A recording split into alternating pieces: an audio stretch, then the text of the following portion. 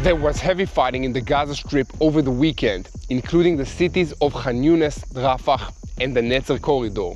Meanwhile, the IDF directed the residents of Gaza to evacuate El Marazi due to the rocket fire from the humanitarian zone. On the northern front, the IDF eliminated a senior commander in Hezbollah's Radwan force as the lights went out all over that country following the deactivation of the last functioning power plant in Lebanon. In Judea and Samaria, the IDF continued security sweeps, including an airstrike on a vehicle in Jenin, which led to the elimination of 4 terrorists. Let's dive into the details. I'm Yair Pinto, and this is your Boots on the Ground report about what is happening in Israel on the 316th day of the war against Hamas, Hezbollah, Iran, and all of its terror proxies in Yemen, Iraq, and Syria. Even while Israel is conducting a direct campaign and waiting for Iran and Hezbollah to attack, the fighting in the Gaza Strip continues.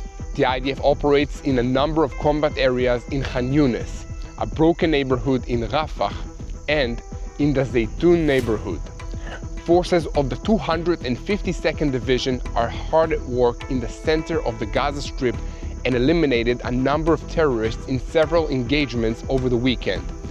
The Air Force is working in close coordination with the ground forces, and the Navy is also providing fire support from ships that have been deployed off the coast of Gaza. The brigade combat teams under the command of Division 98 expanded their activity in the Khan Yunis area over the past 24 hours and eliminated armed terrorists in the area, locating and destroying dozens of Hamas tunnels, underground bunkers, and firing positions. This included the firing position of a terror squad which carried out a shooting attack in the Nirim area on Saturday. The forces of Division 162 continue to operate in the area of Tel Sultan in Rafah, engaging with terrorists and destroying their infrastructure in the city. In related news, the IDF spokesman published an evacuation notice in Arabic for the residents of some neighborhoods in the cities of the central and southern Gaza Strip after rockets were fired from those neighborhoods at Israel. This is part of the plan to quickly move into these areas and find and destroy the launchers. There is evidence from social media networks that the residents of the Gaza Strip are getting tired of all the hardships that they are suffering because Hamas insists on continuing their hopeless and pointless fight against Israel. They have been totally defeated on the battlefield, and the residents of the Gaza Strip know it. They want this war to end so that they can get on with their lives, but Hamas doesn't care about them, and they seem to know that as well. A resident of the El Marazi came out against Hamas, posting a comment saying, "Allah will curse anyone who conducts negotiations in the name of the people and does not consider the situation of the people. People don't have money to travel and they don't know where to go. Mercenaries, Allah will avenge you."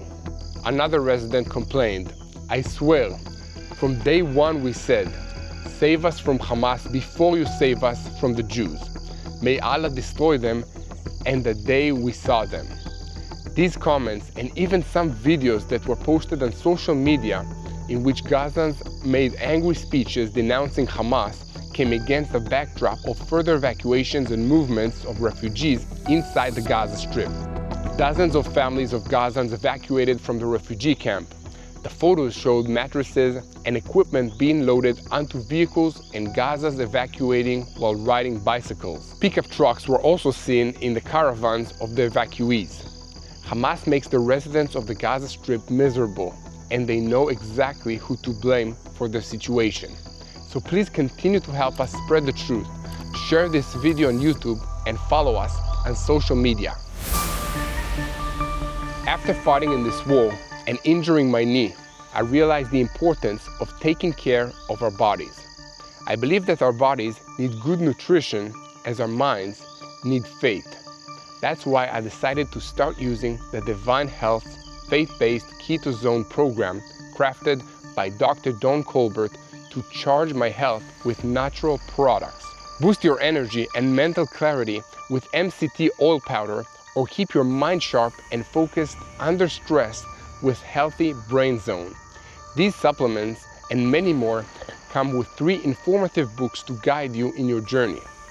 You should also know that all of Dr. Colbert's products are formulated under board-certified medical supervision.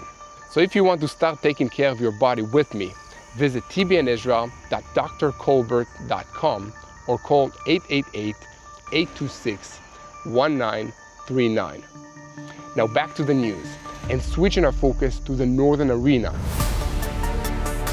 On Saturday, the IDF eliminated a senior commander of Hezbollah's Radwan force, which you might recall is the commando unit whose mission is to carry out October 7th style attacks on Israeli communities in the Galilee, in the north.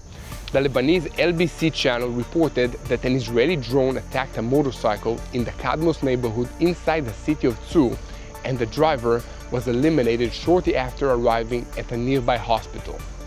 Elsewhere, 2 IDF soldiers were wounded by an aircraft hit on their position in the Masgav area, which Hezbollah said was in response to an Israeli strike on the ammunition warehouse in the Nabatea region of southern Lebanon. Reports from that strike indicate that at least 10 terrorists were eliminated, which might explain why a heavier than usual barrage of 55 rockets was fired at Israel in response a short time later.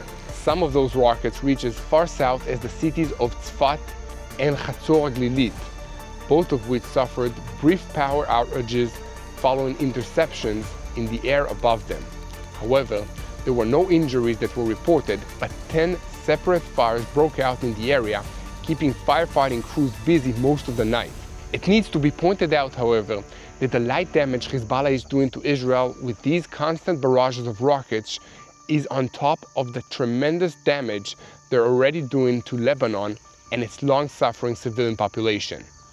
A stark reminder of this was seen on Saturday evening as the lights went out all over Lebanon, as the electrical power supply, which is always unstable, finally gave out completely. The National Electricity Company of Lebanon announced that the power plant in the Zaharani region of southern Lebanon, which was the last fully functional plant in the entire country, had run out of fuel and was unable to continue operations.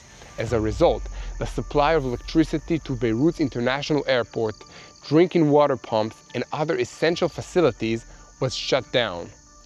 As we have reported before, Hezbollah received hundreds of millions of dollars in assistance from Iran every year, but very little of that money gets spent on the welfare of ordinary Lebanese people. At the same time, the instability in the country caused by Hezbollah's activities keeps foreign investment out of the country, which means that infrastructure such as electrical plants are poorly maintained and the quality of life for ordinary people deteriorates.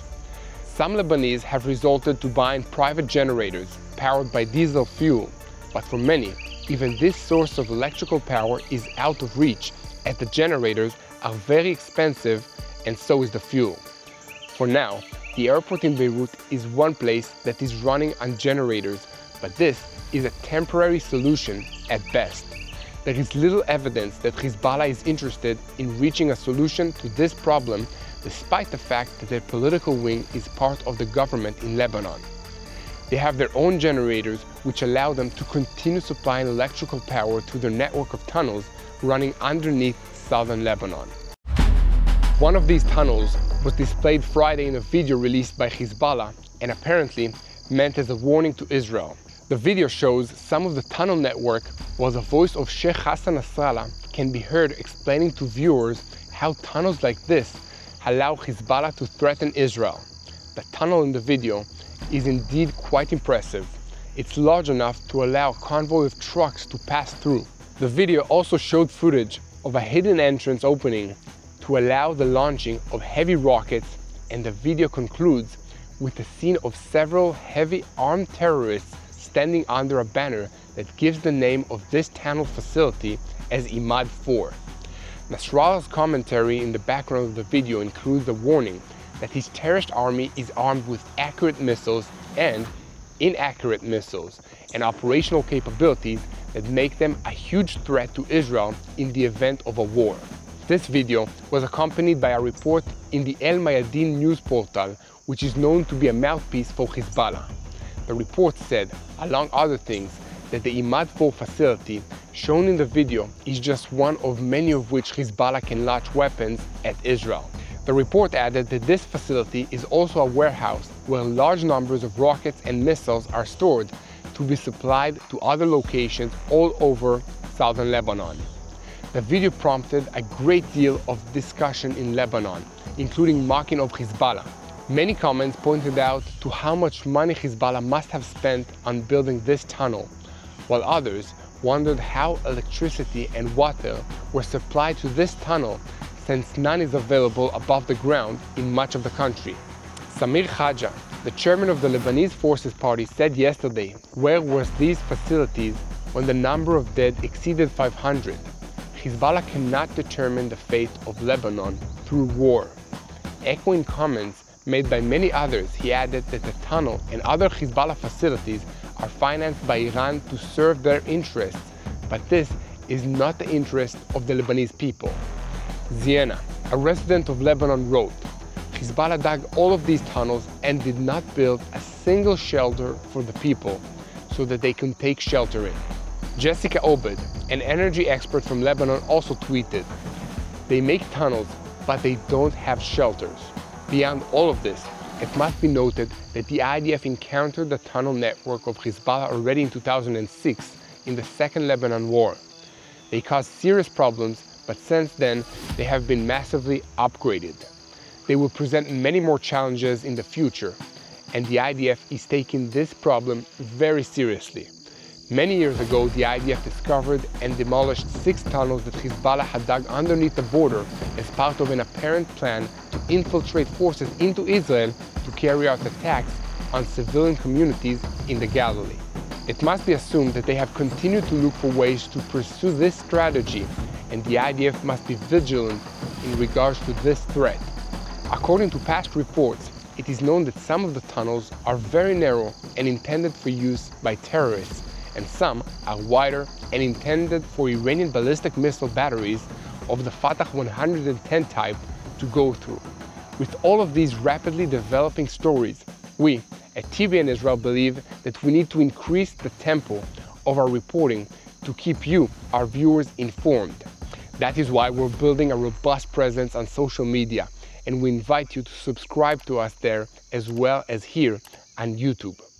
Just search for TBN Israel on all of your favorite platforms. Now switching our focus to events in Judea and Samaria. On Saturday evening, an IDF aircraft struck a vehicle in the center of the city of Jenin, carrying 4 known terrorists, resulting in their elimination. The Palestinian Authority police arrived at the scene to collect weapons from the destroyed vehicle, and a clash broke out between them and some residents of the area, which included an exchange of live fire. 2 of the terrorists eliminated in this strike were named in the statement by the IDF spokesperson's office. They were Rafat Mahmoud Dawassa, 28 years of age, who was identified as a senior Hamas operative in the Jenin area, and Ahmed Abu Ara, 26 years of age. According to the announcement, the 2 were involved in planning the attack last week in the Jordan Valley, in which the late Jonathan Deutsch from Bet Shean, 23 years of age, was murdered. Unusually, the message indicates the source of the intelligence that led to the assassination, a recently captured terrorist identified as Yassin Ghanam. In recent weeks, the IDF has increased its aerial assassinations of terrorists in Judea and Samaria. On the night between Wednesday and Thursday, an Air Force aircraft eliminated 2 Palestinian terrorists who threatened ground forces working on counter-terrorism in the Nablus area. One of those neutralized was Vali Mashach, who was released from an Israeli prison in November in the first deal within the framework of which Israeli hostages were released from Hamas captivity in the Gaza Strip. Here at TBN Israel, we will continue to update you on this topic, so please continue to help us spread the truth by sharing our videos and subscribing to this YouTube channel. I want to conclude today's report by paying my last respects to the heroes who fell defending the State of Israel. The IDF spokesperson's office announced on Saturday evening that 2 soldiers from the Battalion 8119 in the Jerusalem Brigade of the Logistical Corps were killed when their convoy of supply trucks was ambushed in the center of Gaza earlier in the day. The soldiers were named as Sergeant Major Mordechai Yosef Ben Shoam, 34 years of age, from the settlement of Geva Binyamin, and Major in Reserves Yotam Yitzchak Peled, 34 years of age, from Rosh Ha'ain. In these difficult days, the most important thing you can do to help Israel in this war is to pray. So please pray hard for the IDF soldiers that are fighting every day, some with families back at home, some with other jobs, but they leave everything and go to the battlefield to defend us all. So please pray for them. Please pray for the hostages to be reunited with their loved ones back in Israel. And please pray for all the civilians that are affected by this conflict. The most important thing is to keep praying for the peace of Jerusalem.